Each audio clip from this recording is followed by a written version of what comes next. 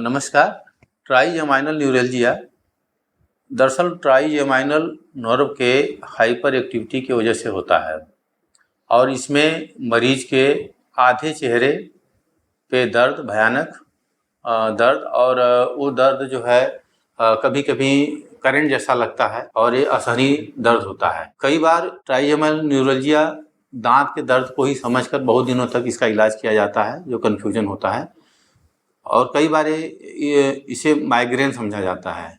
इसलिए जो है इसका जो सही निवारण के लिए ज़रूरी है कि इसका कारण क्या है, उसको पता करा जाए।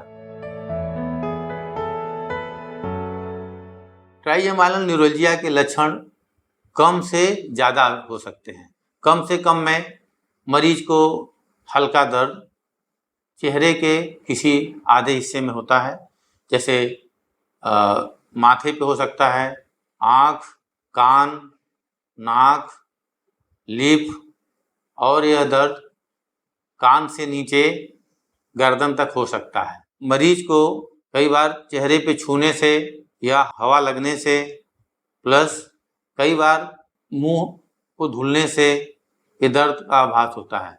कई बार ये दर्द ब्रश करने से भी होने लगता है, जिसमें ब्रेन ट्यूमर या ब्रेन की नस का, खून की नस का इस ट्राइजेमाइनल नर्व से कांटेक्ट होने पे इसके लक्षण आते हैं। कई बार मरीज का टूथ एक्सट्रैक्शन हुआ होता है, जिससे ये जो ट्राइजेमाइनल नर्व है हाइपर एक्टिव हो जाती है। कई बार टूथ में इन्फेक्शन होता है, जिस कारण से ट्राइजेमाइनल न्यूरेल्जिया डेवलप हो जाती है। ये बीमारी किसी भी ग्रुप में हो सकती है, लेकिन सामान्यतः देखा जाता है कि 50+ के एज में होने की संभावना इसमें ज़्यादा होती है। कुछ लोगों में फैमिली हिस्ट्री भी मिलती है, यानी उसके पेरेंट्स को भी हुआ होता है। क्लिनिकल हिस्ट्री और मरीज से वार्तालाप कैसे होता है, उसको डिटेल हिस्ट्री ली जाती है, उसके एग्जामिन किया जाता है, कहीं दांत में कोई प्रॉब्लम तो नहीं है। सब चीज़ें रूल आउट करने के बाद ट्राइजेमाइनल न्यूरेल्जिया की डायग्नोसिस बनती है। इसमें MRI की ज़रूरत पड़ती है, जिससे हमें ये पता चलता है कि ब्रेन के अंदर कोई गांठ, कोई सूजन या खून की नस उसके संपर्क में तो नहीं है। ट्राइजेमाइनल न्यूरेल्जिया का इलाज उसके सिम्टम्स पर निर्भर करता है। बहुत सारे मरीज जिनको हल्का सिम्टम्स है, 1-2 दवाओं से इलाज हो जाता है उनका। उनको मेडिटेशन की ज़रूरत पड़ती है, रेगुलर एक्सरसाइज की ज़रूरत पड़ती है, पॉजिटिविटी बना के रखने की ज़रूरत पड़ती है, और दवाएं कुछ मरीजों में लंबी चलती है, कुछ मरीजों को शॉर्ट कोर्स में ही आराम हो जाता है, कुछ मरीजों को बहुत लंबे समय तक दवा लेने की ज़रूरत पड़ती है। अगर ब्रेन ट्यूमर वगैरह है तो उसका इलाज ऑपरेशन होता है।